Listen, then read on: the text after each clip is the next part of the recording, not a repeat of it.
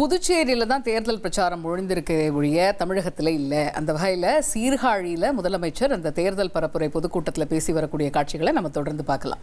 போகக்கூடிய மாணவர்களுக்கு மாதம் 1000 ரூபாய் வழங்குகிற புதுமை பெண் தமிழ் புதல்வன் உதவித்தொகை எவ்வளவு? 1500 உயர்த்தி வழங்கப்படும்.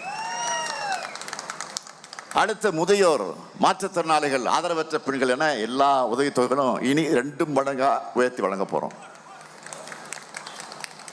மீன்பிடி தடைக்கால சிறப்பு நிவாரண தொகை 8000 ரூபாயிலிருந்து 12000 ரூபாய் ஆகும். மீன்பிடி குறைவு கால சிறப்பு நிவாரண தொகை 6000 ரூபாயிலிருந்து 9000 ரூபாய் உயர்த்தி வழங்கப்படும். மீனவர்களுக்கு மகிழ்ச்சி தானே? கையை உயர்த்தி காட்டுங்க மீனவர்கள். 20 லட்சத்துக்கு அதிகமான உழவர்கள் பயன்பெறக்கூடிய வகையில் நவீன மின்சார பம்பு செட்டுகள் வழங்க போகிறோம். நெல் கொள்முதல் விலை குவிண்டால் ஒன்றுக்கு 3500 ரூபாயாக உயர்த்தி வழங்கப்படும். கரும்பு கொள்முதல் விலை டன் ஒன்றுக்கு 4500 ரூபாயாக உயர்த்தி வழங்கப்படும். பால் கொள்முதல் விலை லிட்டர் ஒன்றுக்கு 5 ரூபாய் உயர்த்தி வழங்கப்படும். இங்கே இருக்கக்கூடிய மகளிர் எல்லாரும் டவுன் பஸ்ஸில் கட்டணம் இல்லாமல் பயணிக்கிறீங்க இல்லையா? காய்கறி, பூ, பழம், மீன் விற்பனை செய்யக்கூடிய மகளிர் எல்லாருக்கும் விடியல் திட்டம் உபயோகமாக இருக்கா இல்லையா? உபயோகமாக இருக்கா இல்லையம்மா? சொல்லுங்கம்மா, கையை உயர்த்தி காட்டுங்க. இருக்கா இல்லையா? தமிழ்நாட்டினுடைய போக்குவரத்து கட்டமைப்பை வலிமைப்படுத்தி அடுத்த 5 ஆண்டுகளில் 10,000 புதிய பேருந்துகள் இயக்கப்படும். மகிழ்ச்சியா? அடுத்து உயர்கல்வி முடித்திருக்கக்கூடிய 5 லட்சம் இளைஞர்கள் வேலைவாய்ப்பு பெறக்கூடிய வகையில் நான் முதல்வன் 2.0 திட்டத்தில் 6 மாதத்துக்கு 1500 ரூபாய் உதவி தொகையோட பயிற்சி தொகை வழங்க போகிறோம். குறிப்பாக நாகை பகுதியை சார்ந்த 1 லட்சம் இளைஞர்களுக்கு உணவு பதப்படுத்துதல் பிரிவில் திறன் பயிற்சி வழங்க போகிறோம். நாகப்பட்டினம் குடிசை பகுதியில் அதிகம் இருக்கக்கூடிய மாவட்டம், குடிசை பகுதியில் அதிகம் இருக்கக்கூடிய மாவட்டம் நாகை மாவட்டம். புயலால் அடிக்கடி பாதிக்கப்பட்டு வீட்டு கூரையை மாற்ற நீங்கள் படுற கஷ்டமெல்லாம் எனக்கும் தெரியும். இந்த நிலை மாற குடிசைகளே இல்லாத தமிழ்நாடு என்ற தலைவர் கலைஞருடைய கனவு நனவாக கலைஞர் கனவு இல்ல திட்டம் உள்ளிட்ட திட்டங்கள் மூலமா வீடற்ற ஏழைகளுக்கு அடுத்த 5 வருஷத்துல 10 லட்சம் வீடுகள் கட்டித்தரப்படும். நாகப்பட்டினம் துறைமுகம் உலகத்தரத்தில் மேம்படுத்தப்படும். நாகப்பட்டினத்தில் ஆபரண தயாரிப்பு குழுமமும் மயிலாடுதுறையில் அட்டைப்பெட்டி தயாரிப்பு குழுமமும் அமைக்கப்படும். இவையெல்லாம் போக நம்ம டெல்டா மாவட்டங்களுக்காகவே ஒரு ஸ்பெஷல் மாஸ்டர் பிளான் போட்டிருக்கோம்.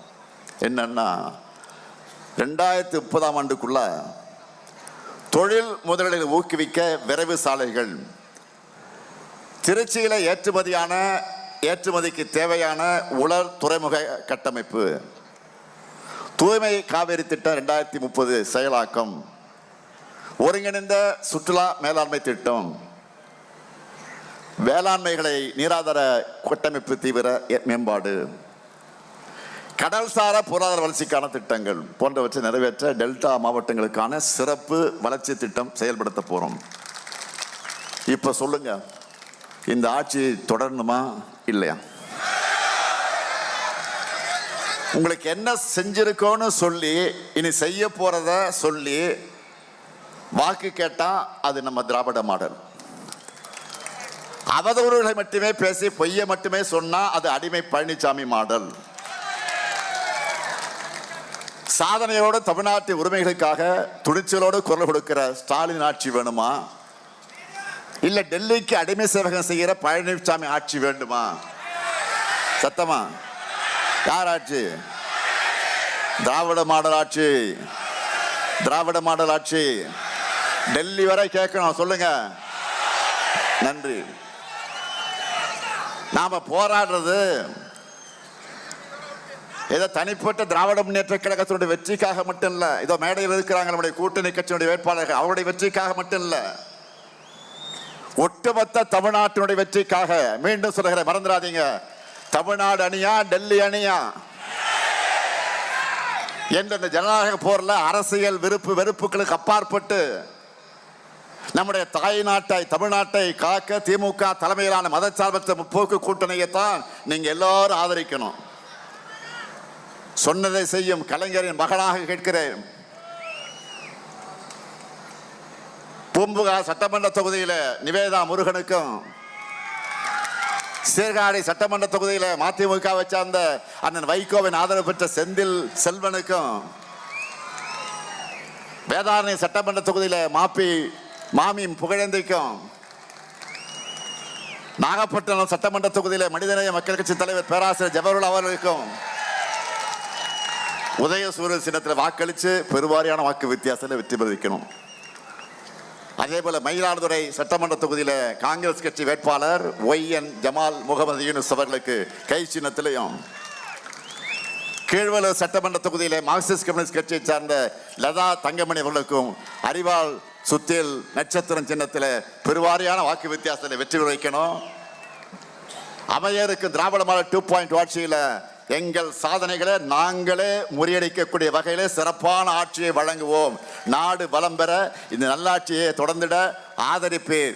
மதச்சார்பற்ற முற்போக்கு கூட்டணி வேட்பாளர்களை வெல்வோம் ஒன்றாக, வெல்வோம் ஒன்றாக, வெல்வோம் ஒன்றாக. நன்றி, வணக்கம். வீட்டோட மாப்பிள்ளை தினமும் இரவு 8 மணிக்கு காணத் தவறாதீர்கள்.